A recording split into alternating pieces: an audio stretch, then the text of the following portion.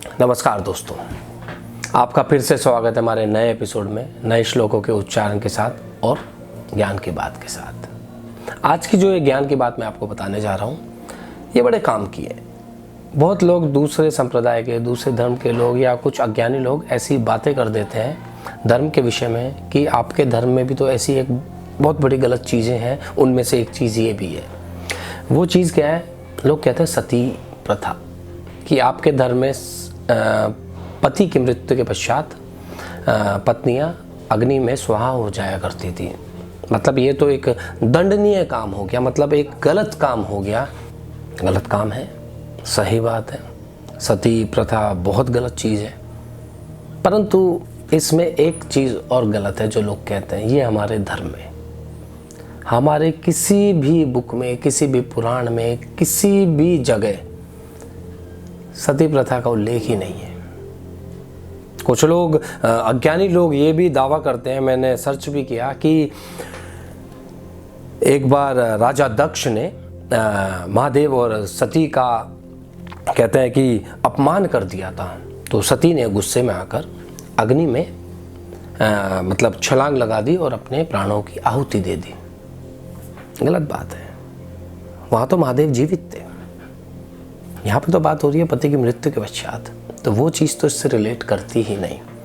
रही बात दूसरी, जो असली बात मैं बताता हूँ। असली बात ये है कि करीब 5वीं शताब्दी में इस तरह का काफ़ी उल्लेख आया है किताबों में, इतिहास की किताबों में, कि वहाँ पत्नियाँ सती हो जाया करती थी। कारण क्या था? उस समय जो राजा महाराजा हुआ करते थे वो आकर दूसरे राज्यों पर आक्रमण करा करते थे, उनके पतियों को मार डालते थे और उनकी बीवियों को, पत्नियों को जबरन उठा ले जाया करते थे, अपनी बीवियां बना लिया करते थे या उन्हें जबरन रखा करते थे अपने साथ। उनका शारीरिक शोषण हुआ करता था।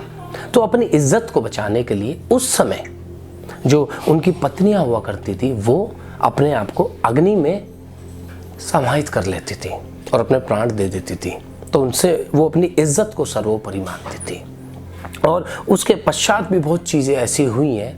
जब मुगलों ने हमारे भारत पर आक्रमण किया और जगह जगह फैल गए, तो राजा महाराजाओं का खूब वध किया, उन्हें खूब मारा और उनकी बीवियों को, पत्नियों को ज़बरदस्ती बंधक बनाया और उन्हें ज़बरदस्ती अपने महल में रखा, उनका शारीरिक शोषण किया। तो उस समय भी ये चीज़ स्टार्ट हो गई कि उनकी जो राजा महाराजा की पत्नियां हुआ करती थी, उन्होंने अपनी इज्जत को, आबरू को बचाने के लिए दोबारा से अग्नि में अपनी आप को समाहित करना अच्छा समझा, अपनी इज्जत बचानी अच्छी समझी। तो वो चीज़ चलती गई। परंतु धीरे धीरे हमारा समाज ना बड़ा ही धूर्त है, कई विषयों में तो धूर्त है, और कई विषयों में जो हमारा समाज है बड़ी गलत चीज़ें भी एक्सेप्ट कर लेता है। तो उस चीज़ के चलते धीरे धीरे ये एक प्रथा सी बन गई कि पति की मृत्यु के पश्चात पत्नी को अग्नि में समाहित होना ही पड़ेगा। तो उसको सती प्रथा कहना शुरू कर दिया। परंतु इस प्रथा का अंत भी हुआ। हमारे राजा राम मोहन राय जी थे, उन्होंने इसका कड़ा विरोध किया और करीब 3 दिसंबर 1829 को इस प्रथा पर पूर्ण तरीके से रोक लगा दी गई। तो ये थी सती प्रथा। हिंदू और सनातनी धर्म में इसका कहीं भी कोई जिक्र नहीं है, कहीं कुछ नहीं लिखा हुआ। ये 5वीं सदी के समय स्टार्ट हुई। लोगों से बचने के लिए, अपनी आबरू बचाने के लिए, इज्जत बचाने के लिए पत्नियां अपनी जान दे दिया करती थी। तो दोस्तों, आज के लिए इतना ही। बढ़ेंगे अब श्लोकों के उच्चारण के लिए।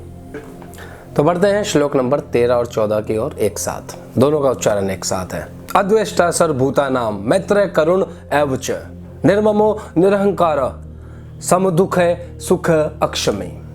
अब बढ़ता हूँ श्लोक नंबर 14 की ओर। संतुष्ट है संततम योगी यतात्मा दृढ़ निश्चय मय्ये अर्पित मनो बुद्धियो मदभक्त स में प्रिय। इसका भावार्थ है, कृष्ण जी कहते हैं जो पुरुष सब भूतों में, सब भूतों मतलब सभी जीव में द्वेष भाव से रहित हैं, किसी से द्वेष नहीं रखते, कोई लड़ाई झगड़ा नहीं रखते, स्वार्थ से रहित हैं, किसी का कोई सेल्फिश नहीं है, कोई उनके अंदर ऐसी स्वार्थ की भावना ही नहीं है। सबको प्रेम करता हो, सबका प्रेमी हो और दयालु हो, काइंड हो तथा ममता से रहित हो, जिसे मोह और ममता ना हो, अहंकार से रहित हो, सुख दुख की प्राप्ति में सम हो। सुख हो तो भी क्या नाम बैलेंस, सुख और दुख में बैलेंस रहे।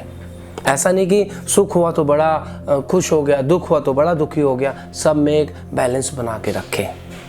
और क्षमावान हो, क्षमा करने वाला हो दूसरों को, अर्थात अपराध करने वालों को भी अभय देने वाला हो। अगर किसी से गलती भी हो गई, उन्हें भी क्षमा करने का भाव होना चाहिए उसके अंदर। तथा जो योगी निरंतर संतुष्ट है, मतलब जो योगी सेटिस्फाई हो चुके हैं, मतलब उनके मन में किसी का अब कोई इच्छा नहीं बची है, मन और इंद्रियों सहित जिन्होंने अपना शरीर वश में कर लिया हो और मुझ में दृढ़ निश्चय करने वाला हो, मतलब अपनी जो भी किसी प्रकार की आराधना हो, पूजा हो, वो केवल मेरे परायण में हो, वह योगी मुझ में अर्पण किए हुए मन बुद्धि वाला भक्त मुझको अति प्रिय है। ये जितनी भी सारी चीज़ श्लोक में उन्होंने बताई हैं, इस तरह का अगर कोई व्यक्ति होगा, उस तरह का मन और बुद्धि वाला व्यक्ति, मनुष्य मुझे अति प्रिय है। तो बढ़ते हैं श्लोक नंबर 15 की ओर। यस्मानो द्विजते लोको लोकान्नो द्विजते च य हर्षामर्ष भयो उद्वेग और मुक्तो य स च मे प्रिय। इसका भावार्थ है, कृष्ण जी कहते हैं, जो जीव किसी उद्वेग को प्राप्त नहीं होता तथा किसी और जीव से उसे उद्वेग प्राप्त नहीं होता। उद्वेग का अर्थ है यहाँ पर वायलेंट नहीं होना चाहिए और किसी और जीव से भी उसे वायलेंस नहीं मिलना चाहिए, तथा जो हर्ष अमर्ष भय और उद्वेग से रहित है, वह भक्त मुझे प्रिय है। अर्थात हर्ष का मतलब हो गया बड़ा खुश आनंद से रहित है, अमर्ष का मतलब हो गया कि एनवी नहीं है किसी का, किसी से ईर्ष्या नहीं करता, और भय किसी से भय नहीं है, और उद्वेग किसी के साथ लड़ाई झगड़ा नहीं करता, कोई द्वेष नहीं है, वायलेंस नहीं करता किसी के साथ, कुछ ऐसी चीज़ें नहीं करता, ऐसा भक्त मुझे अति प्रिय है। तो बढ़ते हैं श्लोक नंबर 16 की ओर। अनपेक्षे शुचि अर्दक्ष उदासीनो गतव्यथ सर्वारंभ परित्यागी यो मद्भक्त स में प्रिय। कहते हैं कि जो पुरुष आकांक्षा से रहित है, बाहर से भीतर से शुद्ध है, चतुर है, पक्षपात से रहित है, दुखों से छूटा हुआ है, वह सब आरंभों का त्यागी मेरा भक्त मुझको अति प्रिय है। आकांक्षा मतलब किसी चीज़ की कोई एक्सपेक्टेशन नहीं है, उससे रहित है। बाहर मतलब बाहर से जैसे दिखते हैं, मतलब बाहर से तो आप जप कर रहे हैं, वो तो होना ही चाहिए आपका शुद्ध, अंदर से मन भी आपका शुद्ध होना चाहिए। पक्षपात से रहित, किसी के फेवर नहीं लेने वाला, ना इसका ना उसका, ना किसी भी जने का फेवर ना लेने वाला, उससे रहित हो, दुखों से छूटा हुआ हो, दुख असर ही ना करते, ऐसा त्यागी मेरा परम भक्त है, मुझको अति प्रिय है। तो दोस्तों आज के लिए इतना ही।